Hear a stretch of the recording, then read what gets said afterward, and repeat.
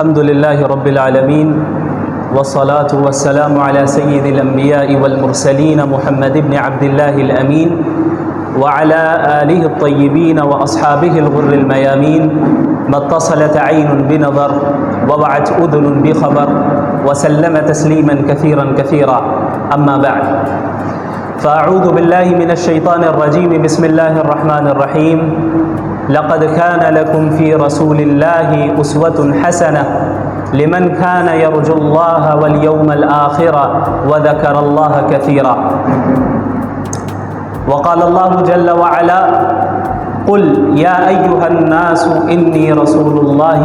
إليكم جميعا صدق اللہ العظیم۔ ربیع الاول کا مہینہ ایک ایسا مہینہ ہے جس میں اللہ کے رسول صلی اللہ علیہ وسلم کی ولادت بھی ہوئی اور آپ صلی اللہ علیہ وسلم نے اسی مہینے میں ہجرت بھی فرمائی اور آپ صلی اللہ علیہ وسلم کی وفات بھی اسی مہینے میں ہوئی، لہٰذا اس مہینے کا رسول اللہ صلی اللہ علیہ وسلم کی زندگی سے ایک خاص تعلق ہے، اور اللہ کے رسول صلی اللہ علیہ وسلم کی شخصیت ایک ایسی شخصیت ہے جن سے مسلمانوں کی جو محبت ہے اور محبت کا جو جذبہ مسلمانوں کے اندر ہے یہ کوئی چھپا ہوا نہیں ہے، بلکہ شاید ہی کوئی اللہ کے رسول صلی اللہ علیہ وسلم جیسی شخصیت ہو جن سے کسی خاص قوم یا کسی خاص طبقے کا اتنا گہرا تعلق ہو اور اتنی گہری محبت ہو جتنا مسلمانوں کو ہے اللہ کے رسول صلی اللہ علیہ وسلم سے۔ تو آپ صلی اللہ علیہ وسلم سے محبت اور اس محبت کا جذبہ جو ہم رکھتے ہیں وہ ربیع الاول کے ساتھ محدود نہیں ہے، یعنی ایسا نہیں ہے کہ ہم اللہ کے نبی صلی اللہ علیہ وسلم سے محبت صرف ربیع الاول میں کرتے ہیں، بلکہ ہم پوری زندگی ہر مہینے ہر لمحے اللہ کے رسول صلی اللہ علیہ وسلم سے ایک تعلق رکھتے ہیں اور ان سے محبت اور عقیدت رکھتے ہیں۔ ربیع الاول میں چونکہ اس مہینے کا آپ صلی اللہ علیہ وسلم کی زندگی سے ایک خاص تعلق ہے تو رسول اللہ صلی اللہ علیہ وسلم کی سیرت، ان کی زندگی کا تذکرہ زیادہ کیا جاتا ہے، بس یہ فرق ہے۔ اور آپ صلی اللہ علیہ وسلم سے جو ہم محبت بھی کرتے ہیں وہ محض جذبات کی بنیاد پہ نہیں کرتے ہیں، وہ محبت صرف جذباتی محبت نہیں ہے بلکہ وہ محبت عقلی محبت ہے، عقلی بنیادوں پر لاجیکلی یہ چیز ہے کہ ہم اللہ کے نبی صلی اللہ علیہ وسلم سے محبت کرتے ہیں، عقل کا تقاضا ہے کہ ہم اللہ کے نبی صلی اللہ علیہ وسلم سے محبت کریں۔ کیونکہ آپ اگر دنیا والوں کو دیکھیں کہ ایک شخص دوسرے سے محبت کیوں کرتا ہے، اس کی کیا وجوہات ہیں، کیا اسباب ہیں، تو بنیادی طور پر 3 ریزنز ہمیں نظر آئیں گی، 3 وجوہات ایسی ہیں جن کی بنیاد پر اس دنیا میں کسی دنیا کے دوسرے ہی شخص سے محبت کی جاتی ہے۔ وہ 3 ریزنز کیا ہیں، 3 وجوہات کیا ہیں؟ سب سے پہلی وجہ ہے کہ جس سے محبت کی جا رہی ہے اس سے ہم نے محبت اس کے احسان کی بنیاد پہ کیا، کہ کسی شخص نے کسی دوسرے پر احسان کیا ہوا ہے تو جس پر احسان کیا گیا اسے ایک عقیدت ہو گئی، ایک محبت اس شخص سے جس نے اس کے اوپر احسان کیا ہے۔ دوسری وجہ کیا ہوتی ہے کہ ہم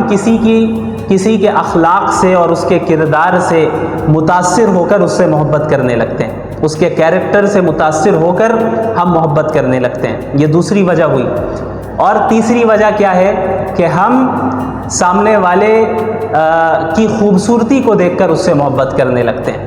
یہ 3 بنیادی وجوہات ہیں کہ اس دنیا میں ان وجوہات میں سے کسی ایک وجہ سے یا زیادہ سے زیادہ 2 وجہ سے، بہت کم ایسے سچویشنز ہیں جہاں پر تینوں وجہ پائی جائے اور اس سے انسان محبت کرتا ہے۔ تو اب ہم ان تینوں چیزوں کو رسول اللہ صلی اللہ علیہ وسلم کی زندگی میں دیکھتے ہیں، اور جب ہم اللہ کے نبی صلی اللہ علیہ وسلم کی زندگی کا مطالعہ کرتے ہیں اور ان کی شخصیت کو دیکھتے ہیں اور جانتے ہیں تو ہمیں معلوم چلتا ہے کہ رسول اللہ صلی اللہ علیہ وسلم کی ذات میں یہ تینوں چیزیں بیک وقت موجود ہیں، ایٹ اے ٹائم یہ تینوں ریزنز موجود ہیں اور بدرجہ اتم موجود ہے۔ مثال کے طور پر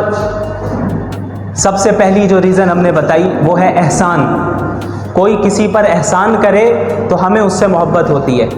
اب آپ مجھے یہ بتائیں کہ ہم تو کوئی انسان اگر چھوٹا موٹا احسان بھی کرے تو اس سے متاثر ہو کر اس سے محبت کرنے لگتے ہیں، لیکن اللہ کے رسول صلی اللہ علیہ وسلم سے زیادہ بڑا احسان پوری انسانیت پر کس نے کیا؟ کسی نے نہیں۔ پوری انسانیت تاریکی میں، گمراہی میں مبتلا تھی، جہنم کے دہانے پر کھڑی تھی، لیکن اللہ کے رسول صلی اللہ علیہ وسلم کی بعثت ہوتی ہے اور آپ صلی اللہ علیہ وسلم کے ذریعے سے اللہ تعالیٰ نے پوری انسانیت کو راہ دکھائی۔ اگر اللہ کے رسول صلی اللہ علیہ وسلم نہیں آتے تو کیا ہمیں زندگی گزارنے کا طریقہ معلوم ہوتا؟ نہیں معلوم ہوتا۔ اور خصوصاً آپ جب ان واقعات کا مطالعہ کریں جب اللہ رب العالمین نے محمد الرسول اللہ صلی اللہ علیہ وسلم کو بعض ایسے اختیارات دیے کہ اگر آپ کہیں تو آپ کے دشمنوں کو ابھی ہلاک کر دیا جائے، ختم کر دیا جائے۔ طائف کا واقعہ ہم سب جانتے ہیں کہ کس طریقے سے اللہ کے نبی صلی اللہ علیہ وسلم کو طائف میں لہو لہان کیا گیا، ان کے پیچھے اوباشوں کو لگایا گیا، ان پر پتھراؤ کیے گئے، اور آپ صلی اللہ علیہ وسلم کے جسم سے خون بہتا رہا، یہاں تک کہ اللہ رب العالمین نے فرشتے کو بھیجا۔ صحیح روایت ہے، صحیح حدیث ہے، جس سے معلوم چلتا ہے کہ اللہ نے یہ اختیار دیا محمد الرسول اللہ صلی اللہ علیہ وسلم کو کہ اگر آپ چاہیں تو طائف والوں کو ابھی ختم کر دیا جائے، ابھی ختم کر دیں۔ تو اللہ کے نبی صلی اللہ علیہ وسلم نے فرمایا کہ نہیں، مجھے امید ہے کہ ان کی نسل سے ایسے افراد آئیں گے جو اللہ ماننے والے ہوں، اللہ کو ماننے والے ہوں گے۔ مسلمانوں کا کیا حال ہے؟ مسلمانوں کے متعلق اللہ کے نبی صلی اللہ علیہ وسلم نے پوری امت کے لیے، یعنی قیامت تک جتنے مسلمان آنے والے ہیں، صرف صحابہ نہیں، صحابہ کے لیے بھی، میرے لیے بھی اور آپ کے لیے بھی اپنے راتوں میں دعائیں کیا کرتے تھے۔ حضرت عائشہ رضی اللہ عنہا کا واقعہ معروف ہے کہ ایک مرتبہ اللہ کے نبی صلی اللہ علیہ وسلم نے ان کے لیے دعا فرمائی کہ یا اللہ حضرت عائشہ کے اگلے پچھلے تمام گناہوں کو معاف فرما دے۔ تو اس دعا سے اتنی زیادہ حضرت عائشہ خوش ہوئی کہ ہنستے ہنستے سر بھی جھکا دیا انہوں نے کہ اللہ کے نبی دعا فرما رہے ہیں میرے لیے، اور وہ بھی ایسی دعا کہ اگلے پچھلے تمام گناہوں کو معاف فرما دیں، کتنی بڑی بات ہے۔ تو اللہ کے نبی صلی اللہ علیہ وسلم نے فرمایا کہ عائشہ تمہیں اس دعا سے خوشی ہوئی؟ ظاہر ہے خوشی ہوئی۔ تو اللہ کے نبی صلی اللہ علیہ وسلم نے فرمایا کہ خدا کی قسم یہ وہ دعا ہے جو میں اپنی پوری امت کے لیے ہر وقت مانگتا ہوں، یعنی میرے لیے اور آپ کے لیے بھی اللہ کے نبی صلی اللہ علیہ وسلم یہ دعا مانگا کرتے تھے۔ یہ دعا آپ صلی اللہ علیہ وسلم اللہ رب العالمین سے مانگا کرتے تھے۔ ہم لوگوں پر کتنے احسانات اللہ رب العالمین نے اللہ کے نبی صلی اللہ علیہ وسلم کے ذریعے کروائے۔ اب آپ ایک جو اللہ کے نبی صلی اللہ علیہ وسلم نے کیا فرمایا، ایک صحیح روایت میں ہے کہ ہر نبی کو ایک دعا دی گئی، ایسی دعا جسے اللہ کبھی ریجیکٹ نہیں کرے گا۔ یعنی انبیاء کی دعا تو ایسی قابل قبول ہوتی ہے، لیکن اللہ رب العالمین اس بات کا پابند نہیں ہے کہ وہ نبی کی ہر دعا کو قبول کر لے۔ اللہ کرے گا، اپنے فضل سے کرے گا، اللہ تو کسی کا پابند نہیں ہے، لیکن اللہ رب العالمین نے ہر نبی کو ایک ایسی دعا دی ہے جس کے متعلق اللہ نے خود فرمایا کہ یہ ایک ایسی دعا ہوگی جسے میں ریجیکٹ نہیں کروں گا۔ تو انبیاء نے، پچھلے انبیاء نے ان دعاؤں کا استعمال کیا، حضرت نوح علیہ السلام نے بھی اور دیگر انبیاء نے بھی۔ حضرت نوح علیہ السلام 950 سال تک انہوں نے اپنی قوم میں دعوت کا کام کیا، لوگوں کو اسلام کی طرف بلایا، لیکن ماننے والے بہت تھوڑے رہے۔ ہر طرح سے کوشش کی، لیکن نہ ماننے والے جو تھے انہوں نے ہر طرح سے انہیں تکلیف پہنچائی۔ آخر کار اللہ حضرت نوح نے دعا کی کہ اللہ اب انہیں ہلاک کر دیں، اب انہیں ختم کر دیں، اور پھر اللہ رب العالمین نے انہیں ہلاک کیا، کیونکہ ایک ایسی دعا انبیاء کو ملی جو کبھی ریجیکٹ نہیں ہوتی۔ اللہ کے نبی محمد الرسول اللہ صلی اللہ علیہ وسلم نے کیا فرمایا کہ اس دعا کو میں نے ابھی تک اس دنیا میں استعمال نہیں کیا ہے، اس آپشن کو میں نے ابھی تک استعمال نہیں کیا، حدیث کا مفہوم ہے، اس کو میں نے قیامت کے دن کے لیے رکھا ہے کہ میں اس دن اپنی امت کے لیے سفارش کروں گا۔ اے اللہ، آپ نے مجھے ایک دعا دی ہے، ایک ایسا موقع دیا ہے کہ جس کو آپ کبھی ریجیکٹ نہیں کریں گے۔ یہ اس کو، حالانکہ دنیا اللہ کے نبی صلی اللہ علیہ وسلم سے زیادہ کسی نبی کو تکلیف نہیں پہنچائی گئی، جتنے انبیاء آئے سب سے زیادہ تکلیف اگر کسی کو پہنچائی گئی ہے تو وہ محمد الرسول اللہ صلی اللہ علیہ وسلم، سب سے زیادہ تکلیف ہر اعتبار سے۔ تو اللہ کے نبی صلی اللہ علیہ وسلم چاہتے تو دنیا ہی میں اس کا استعمال کر لیتے۔ یہ دعا بھی مانگی جا سکتی تھی کہ یا اللہ معاملہ آسان فرما دے اور کوئی میری مخالفت نہ کرے، معاملہ آسان فرما دے، مجھے تکلیف نہ دی جائے۔ میرے گھر والوں کو شہید کیا جا رہا ہے، تکلیف پہنچائی جا رہی ہے، صحابہ کو شہید کیا جا رہا ہے، یہ نہ ہو، یہ بھی مانگی جا سکتی تھی یہ دعا، لیکن اللہ کے نبی صلی اللہ علیہ وسلم نے اس آپشن کو محفوظ رکھا، بچا کے رکھا کہ قیامت کے دن پوری امت کے لیے سفارش کروں گا کہ آپ نے جو یا اللہ آپشن دیا تھا، اختیار دیا تھا، وہ میں آج اختیار کرتا ہوں، اور میری امت کو جو ہے اپنے فضل سے اس کی مغفرت فرما دے۔ تو یہ اس سے بڑا احسان پوری انسانیت پر کیا ہو سکتا ہے؟ اس سے بڑا احسان کوئی ہو سکتا ہے؟ آپ صلی اللہ علیہ وسلم نے فرمایا کہ میری اور تمہاری مثال اس شخص کی طرح ہے جو ایک آگ جلائے اور آگ پر پروانے گر رہے ہو، جو کیڑے آتے ہیں پروانے گرتے ہیں، روشنی کی طرف جاتے ہیں، آگ کی طرف، ان پروانوں کو تو نہیں معلوم کہ یہ آگ ہے، وہ قریب جائیں گے جل جائیں گے، وہ تو صرف روشنی دیکھ کے قریب جا رہے ہیں، اور وہ شخص ان پروانوں کو آگ سے دور کرتا رہتا ہے، زبردستی ہٹاتا ہے۔ اللہ کے نبی صلی اللہ علیہ وسلم نے فرمایا کہ میری اور تمہاری مثال بھی یہی ہے کہ تم جہنم میں کودے جا رہے ہو اور میں تمہاری کمر سے پکڑ کر تمہیں جہنم سے دور کر رہا ہوں، کہ تمہیں تو وہ روشنی نظر آ رہی ہے، تمہیں وہ جو دنیا کی چمک دمک ہے، جو زیب و زینت ہے، وہ تمہیں اٹریکٹ کر رہی ہے، تم اس کے قریب جا رہے ہو، لیکن اس کا نقصان کیا ہونے والا ہے تم ابھی نہیں جان رہے۔ وہ اسی شخص کی طرح، اسی پروانے کی طرح ہے جو روشنی دیکھ کر آگ پر کی طرف جاتا ہے، لیکن جب آگ میں گر جائے تب پتہ چلتا ہے کہ یہ تو آگ ہے، جل کر ختم ہو گئے۔ ایک بچہ اگر کہیں چھت میں ہو اور وہ کنارے کی طرف جائے تو ماں باپ فوراً اسے روکتے ہیں اسے، اس بچے کو اتنا، ابھی اگر 2-3 سال کا بچہ ہو تو اس کو اتنا کانشیس تو نہیں ہوتا ہے اس کے پاس کہ وہ ہر چیز کو سمجھ سکے، وہ کنارے پہ بھی جاتا ہے، ہو سکتا ہے کچھ ایسی حرکت کر لے کہ گر جائے، لیکن ماں باپ کیا ہوتے ہیں، زبردستی کھینچ کر اسے کونے سے لائیں گے بیچ میں، اور اس کھینچنے میں ہو سکتا ہے وہ بچہ گرے بھی، اسے خراش بھی آ جائے، لیکن اس چھوٹی تکلیف کو برداشت کر لیا جاتا ہے، کس سے بچنے کے لیے؟ بڑی تکلیف سے بچنے کے لیے، جو اگر نیچے گر جاتا وہ بچہ تب تو موت ہو جاتی۔ اسی طرح اللہ کے رسول صلی اللہ علیہ وسلم پوری انسانیت کو جہنم کے دہانے پہ جو انسانیت کھڑی ہے اور بس گرنے ہی والی ہے، اس کو انسانوں کو کمر سے پکڑ کر دور کر رہے ہیں، انہیں بچا رہے ہیں کہ بھئی کہاں جا رہے ہو، کیا کر رہے ہو، کس چیز سے اٹریکٹ ہو رہے ہو، تم اپنا نقصان کیوں کر رہے ہو؟ یہ بڑا نقصان ہے۔ اسی لیے اب اسلامی احکامات بعض ایسے ہوتے ہیں جو ہو سکتا ہے ہمیں اپنی خواہش کو دبانا ہو اور اسلامی حکم کو فالو کرنا پڑے، کچھ تکلیف ہو ظاہری طور پہ، تو اس تکلیف کی وہی حیثیت ہے جو ماں باپ جب اس بچے کو کھینچ رہے ہیں تو کھینچتے وقت جو ہاتھ میں خراش آ جائے۔ تو اب آپ بتائیں، ہاتھ میں خراش آ گئی، تکلیف لگی، تو کیا ماں باپ ظالم ہو گئے؟ ظالم تو نہیں ہوئے، بلکہ محسن ہوئے۔ کیوں؟ کیونکہ آگے جو بڑی تکلیف تھی اس کے مقابلے میں یہ خراش آنا کوئی بڑی بات نہیں ہے، معمولی بات ہے۔ اسی طرح جہنم کی آگ میں جلنا اور اس میں جانا یہ اتنی بڑی تکلیف ہے اور اتنی بڑی مصیبت ہے کہ اگر اس سے بچنے کے لیے دنیا میں چند تکلیفوں کو برداشت کرنا پڑ رہا ہے تو اس کی کوئی حیثیت نہیں ہے اس تکلیف کے سامنے۔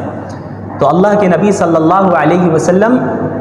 نے پوری زندگی انسانیت کو جہنم کی آگ سے بچانے میں صرف کیا،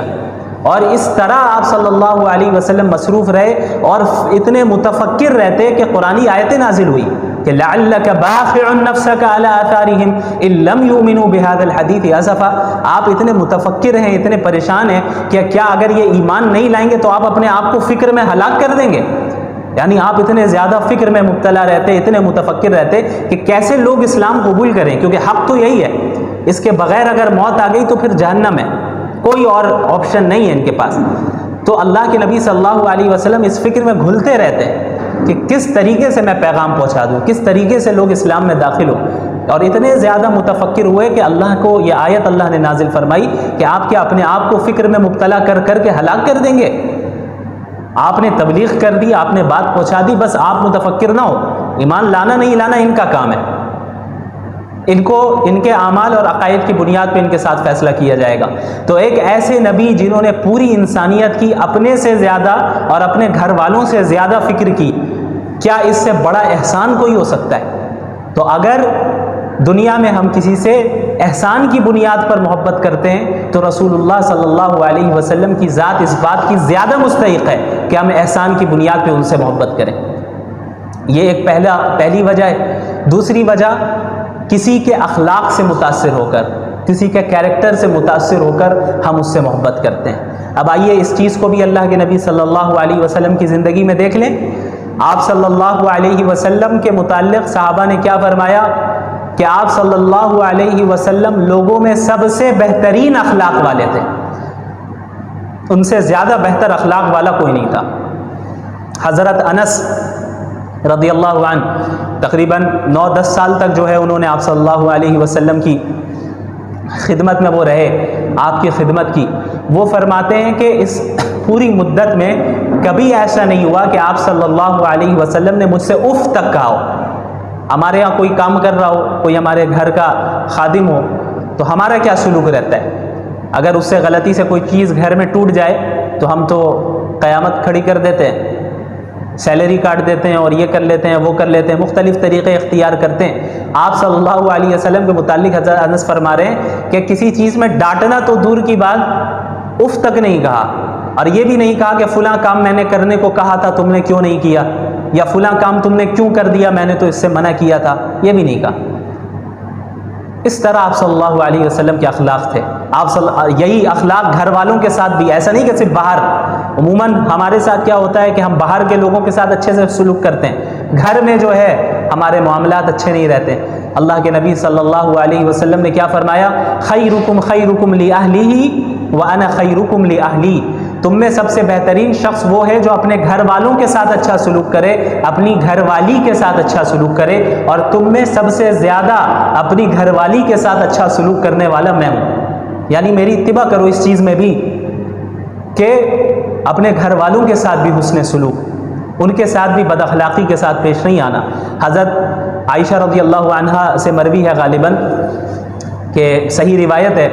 کہ اللہ کے رسول صلی اللہ علیہ وسلم کے متعلق فرمایا گیا کہ ما ضرب رسول اللہ صلی اللہ علیہ وسلم خادما له ولا امرأة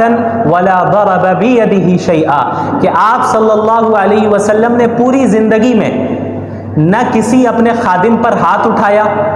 نہ کسی عورت پر ہاتھ اٹھایا، اور انسانوں کو مارنا تو ہاتھ اٹھانا تو دور کی بات، کسی چیز کو بھی ہاتھ سے نہیں مارا۔ اب ہمارے یہاں کیا ہوتا ہے، ہمیں غصہ آ جائے تو ہم کیا کرتے ہیں کہ چیزوں کو اٹھا پٹک کرنا شروع کر دیتے ہیں۔ اللہ کے رسول صلی اللہ علیہ وسلم کے متعلق فرمایا جا رہا ہے کہ کسی عورت کو مارنا، کسی انسان کو مارنا یہ تو ہوا ہی نہیں، اور یہ تو دور کی بات، آپ نے کسی چیز کو بھی ہاتھ سے بھی دھکا نہیں دیا کہ دھکا دے کر یا کسی چیز کو مارا ہو، ہاتھ سے ایسا نہیں کیا۔ یہ آپ صلی اللہ علیہ وسلم کے اخلاق تھے، اور آپ صلی اللہ علیہ وسلم کا جو کردار اور مختلف جو انسان کے کردار کے اندر جو خصوصیات ہوتی ہیں، شجاعت ہے اور دوسری چیزیں ہیں، سخاوت ہے، یہ ساری چیزیں آپ صلی اللہ علیہ وسلم کے تھیں۔ آپ صلی اللہ علیہ وسلم سے زیادہ سخی بھی کوئی نہیں تھا، جو ہوتا اس کو بھی صدقہ کرتے، اور آپ صلی اللہ علیہ وسلم سے زیادہ بہادر بھی کوئی نہیں تھا۔ حضرت علی رضی اللہ عنہ فرماتے ہیں کہ دوران جنگ بھی جب کبھی صورتحال ایسی ہو جاتی کہ بہت شدید جنگ شروع ہو گئی ہے، زبردست، دونوں طرف سے ایک دم زبردست جنگ شروع ہو گئی اور حالات بہت سنگین ہو گئے، تو حضرت علی فرماتے ہیں رضی اللہ عنہ کہ ہم اللہ کے نبی صلی اللہ علیہ وسلم کی آڑ میں رہا کرتے ہیں، یعنی آپ سب سے آگے رہتے، صحابہ آپ صلی اللہ علیہ وسلم کے پیچھے رہتے اور بچاؤ کرتے۔ تو یہ آپ صلی اللہ علیہ وسلم کی بہادری بھی ہے، جو لیڈرشپ کی جو خصوصیات ہے، لیڈر ہونے کی، اور کیریکٹر کی جو دیگر خصوصیات ہیں۔ ایک انسان کا ہم جو کہتے ہیں کہ کیریکٹر یہ بہت ہی درست ہے، بہت اچھا ہے، اس کے اخلاق بہت اچھے ہیں، وہ ساری چیزیں بیک وقت بدرجہ کمال آپ صلی اللہ علیہ وسلم کے اندر موجود تھی۔ تو اگر ہم کسی سے اس دنیا میں اچھے کیریکٹر اور اچھے اخلاق کی بنیاد پر محبت کرتے ہیں تو عقل کا یہ تقاضا ہے کہ اللہ کے نبی صلی اللہ علیہ وسلم کی ذات اس بات کی زیادہ مستحق ہے کہ اچھے اخلاق اور اچھے کیریکٹر کی بنیاد پر ان سے محبت کی جائے۔ تیسری چیز کیا ہے؟ خوبصورتی۔ کسی کی خوبصورتی کو دیکھ کر ہم متاثر ہو گئے، کسی کی کوئی زیادہ خوبصورت ہے تو ہم اس سے محبت کرنے لگ گئے، دنیا میں ایسا ہوتا ہے۔ تو اب اس چیز کو اللہ کے نبی صلی اللہ علیہ وسلم کی زندگی میں اگر ہم دیکھیں اور آپ صلی اللہ علیہ وسلم کی ذات کو دیکھیں تو ہمیں پتہ چلتا ہے کہ آپ صلی اللہ علیہ وسلم سے زیادہ خوبصورت بھی کوئی نہیں تھا، صحابہ نے جہاں یہ فرمایا کہ آپ صلی اللہ علیہ وسلم سے زیادہ با اخلاق کوئی نہیں تھا، وہیں یہ بھی فرمایا کہ آپ صلی اللہ علیہ وسلم سے زیادہ خوبصورت بھی کوئی نہیں تھا۔ ایک مرتبہ رات کی وقت اللہ کے نبی صلی اللہ علیہ وسلم رات کے وقت باہر تشریف لاتے ہیں، تو ایک صحابی فرماتے ہیں کہ میں آپ کو دیکھ رہا ہوں اور چاند کو دیکھ رہا ہوں، آپ کو دیکھ رہا ہوں اور چاند کو دیکھ رہا ہوں کہ کون زیادہ خوبصورت ہے۔ تو اس سے آپ اندازہ لگائیں کہ اللہ کے نبی صلی اللہ علیہ وسلم کتنے زیادہ خوبصورت تھے۔ اور بعض اسلامی شعراء نے یہ اشعار بھی گئے کہ وَأَحْسَنَ مِنْكَ لَمْ تَرَ قَطُّ عَيْنِي وَأَجْمَلَ مِنْكَ لَمْ تَلِدِ النِّسَاءُ خُلِقْتَ مُبَرَّأً مِنْ كُلِّ عَيْبٍ كَأَنَّكَ قَدْ خُلِقْتَ كَمَا تَشَاءُ، کہ آپ سے زیادہ خوبصورت میری آنکھوں نے کسی اور کو دیکھا ہی نہیں۔ وَأَحْسَنَ مِنْكَ لَمْ تَلِدِ النِّسَاءُ، اور آپ سے زیادہ خوبصورت کسی عورت نے آج تک جنا نہیں۔ اس طرح شخص اتنا خوبصورت کوئی پیدا ہوا ہے۔ وَأَجْمَلَ مِنْكَ لَمْ تَلِدِ النِّسَاءُ خُلِقْتَ مُبَرَّأً مِنْ كُلِّ عَيْبٍ، آپ اس طرح پیدا کیے گئے ہیں، اس طرح آپ کو اللہ نے بنایا ہے کہ گویا کوئی آپ کے اندر کوئی عیب ہے ہی نہیں، آپ بغیر کسی عیب کے پیدا کیے گئے۔ كَأَنَّكَ قَدْ خُلِقْتَ كَمَا تَشَاءُ، گویا کہ ایسا محسوس ہوتا ہے کہ گویا آپ کو اس طرح بنایا گیا ہے جس طرح آپ خود چاہتے ہیں۔ یعنی اگر ایک انسان کو خود اختیار مل جائے کہ بھئی تمہارا جسم اور تمہاری خوبصورتی ویسی رہے گی جیسا تم چاہتے ہو، تو ایک انسان کیا کرے گا؟ ہر عیب کو اپنے آپ سے دور کرے گا اور چاہے گا کہ ہم سب سے خوبصورت ہو۔ تو اللہ کے نبی صلی اللہ علیہ وسلم کی جسمانی خوبصورتی بھی اتنی زیادہ تھی کہ شاعر کہہ رہا ہے، اسلامی شاعر ہے، وہ کہتے ہیں کہ آپ اس طرح اتنے بے عیب جسمانی اعتبار سے پیدا کیے گئے ہیں کہ گویا آپ اپنے اختیار سے پیدا کیے گئے، جس طرح آپ کو بننا تھا ویسا آپ کو بنا دیا گیا۔ تو یہ آپ صلی اللہ علیہ وسلم کی خوبصورتی ہے۔ تو اگر دنیا میں خوبصورتی کی بنیاد پہ محبت کی جاتی ہے تو عقل کا تقاضا یہ ہے کہ رسول اللہ صلی اللہ علیہ وسلم سے خوبصورتی کی بنیاد پہ زیادہ محبت کی جائے۔ تو رسول اللہ صلی اللہ علیہ وسلم کی جو محبت ہے یہ محض جذباتی بنیاد پہ نہیں ہے، ہماری محبت رسول اللہ صلی اللہ علیہ وسلم سے ریشنل بنیادوں پر